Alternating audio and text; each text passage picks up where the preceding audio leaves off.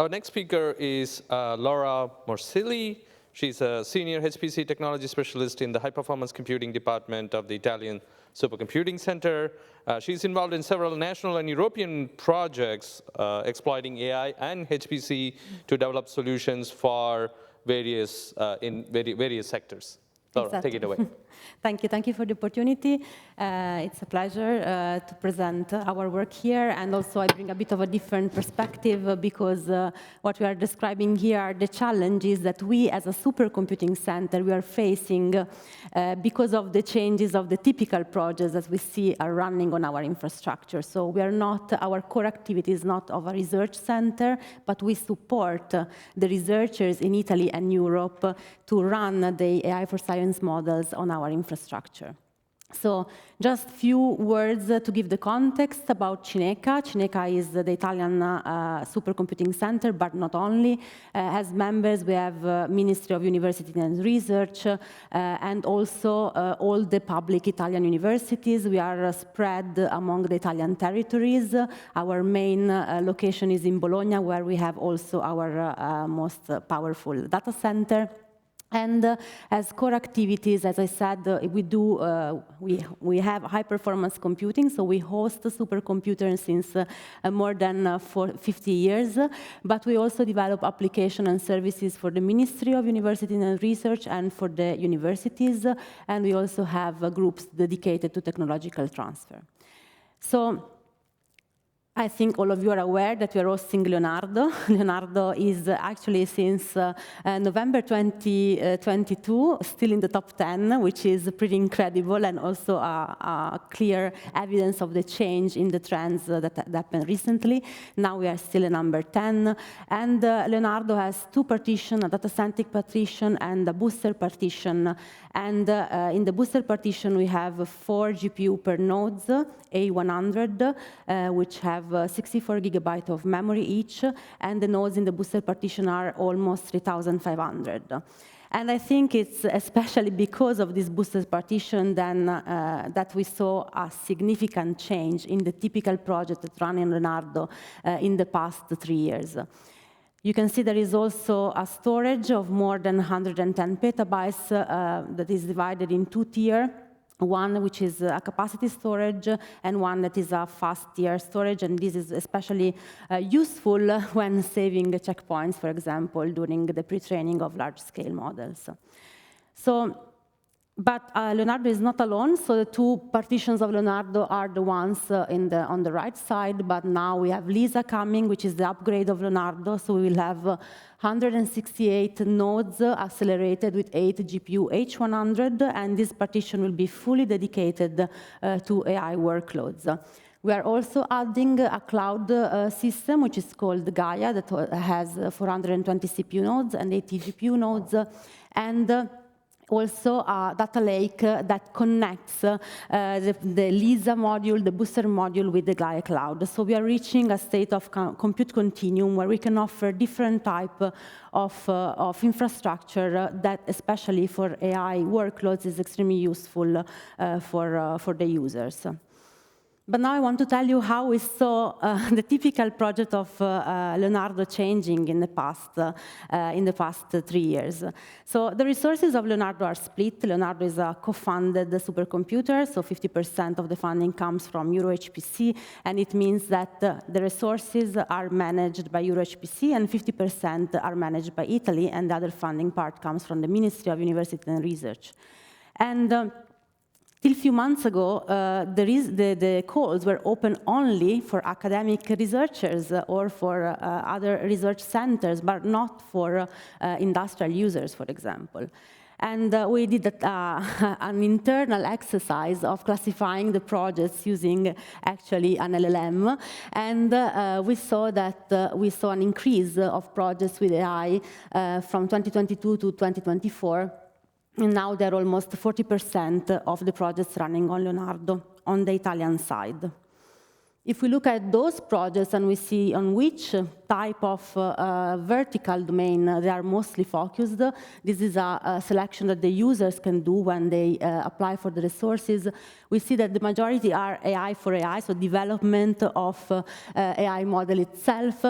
But also we have 10% of computational chemistry, 6% of bioinformatics, another 6% of computational biology, and those are the areas where we see most of these type of workloads happening. About the European part, we see more or less the same trends. So on the European side, you could apply to three different type of calls, depending on the amount of resources you wish to have: the regular, the benchmark, and the extreme.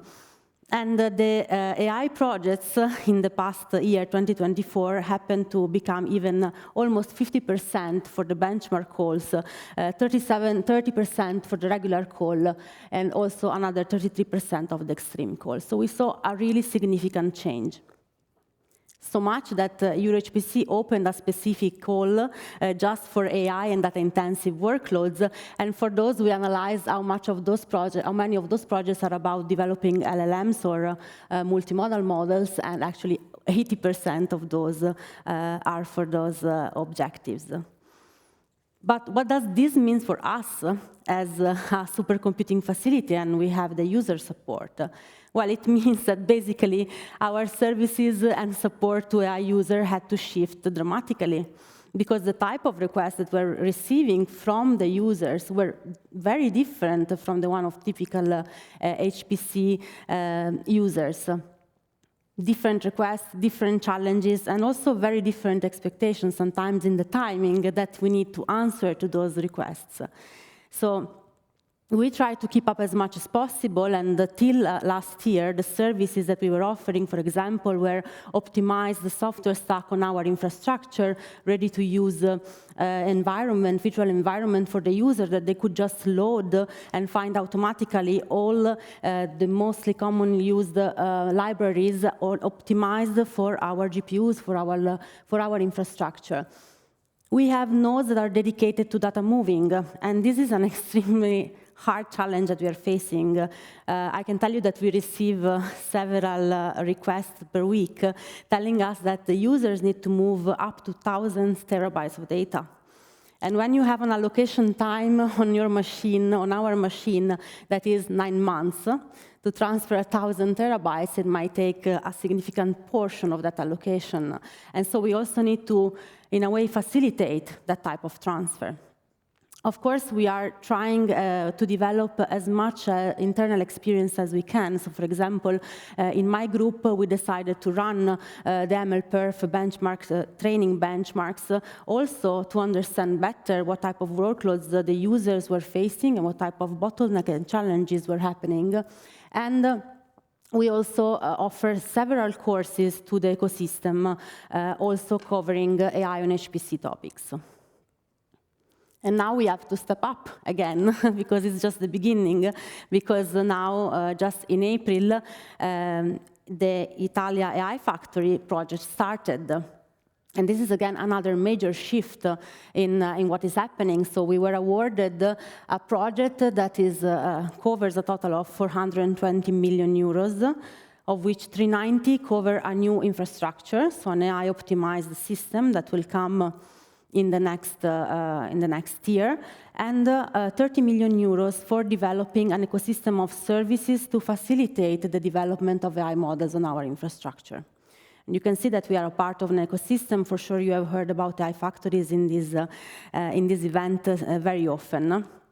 And what we wish to do is really to target not anymore now the public users, not anymore only academic users, but also SMEs and startups. And here also we see a shift in the type of experience these users have, and therefore in the type of support that we have to give to these users if we want this initiative to be as impactful as possible. So what we, for example, we are developing right now, the project just started, we are focusing on families of services. And we started, for example, from data-related services. So services that allow, for example, synthetic data generation in a facilitated way. So to provide tools where the user can come on our infrastructure and easily create synthetic data for their use cases. For data management and orchestration also, we are providing similar tools developed by academic users that they are putting they are offering to the ecosystem of the other users. For data analytics, tools for automatic data anonymization, but also for data discovery and for data transfer as well. So facilitating also the transfer of data sets among EuroHPC sites with specific connectors or with European common data spaces is something that we are trying to develop. Then we have services that cover also the development of our AI models on our infrastructure, because now we have gained that experience. So we know how to do pre-training of models on up to even thousands of nodes of our infrastructure, because we have tested it intensively to be able to support our users. And therefore, that knowledge, we give it to the users, both academic and private. For example, a typical problem that we have, they come, they have a containerized workload, we convert it because usually it's in Docker, we need to convert it in Singularity to have it running on our infrastructure, and then it doesn't run on multi-node or multi-GPUs because the version of MPI are different. This is a typical example, and it might also seem trivial, but if we really want to have an impact, this is the type of support also that we have to offer to our users. And we also have, we are developing tools like a platform to test the safety of models. So what we want to have in a couple of months are benchmarks, safety benchmarks that are hosted on our infrastructure. Safety benchmarks that are hosted on our infrastructure, and the users can come, upload their models, and they will get the report of the safety of their model against our benchmarks. As well, we want to do this also for the quality of the models and not only for the safety. So these are some examples. We also focus on 4 different verticals for which we do also internal development of models. These verticals are agri-tech and agri-food, cybersecurity, health, and manufacturing. They were chosen because they are extremely relevant for the Italian ecosystem. Italy is severely hit by climate change. Even our data center was flooded last autumn in Bologna, in a city that has never seen floodings before. So this is something we have to deal with right now, and we are trying our best to find solutions to these new problems.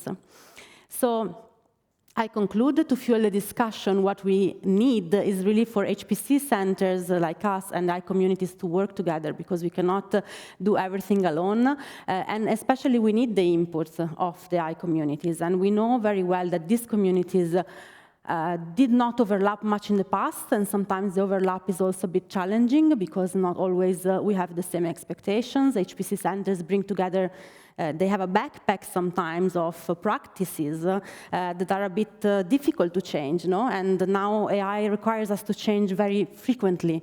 And this in organizations that are established since many years is not always easy. So we are really doing our best, but we also need the inputs of the AI community. And so, but I think we have a great opportunity in the upcoming years also to, thanks to the public investments. And now we really need to make sure that we deliver the impact that is expected. So thank you very much.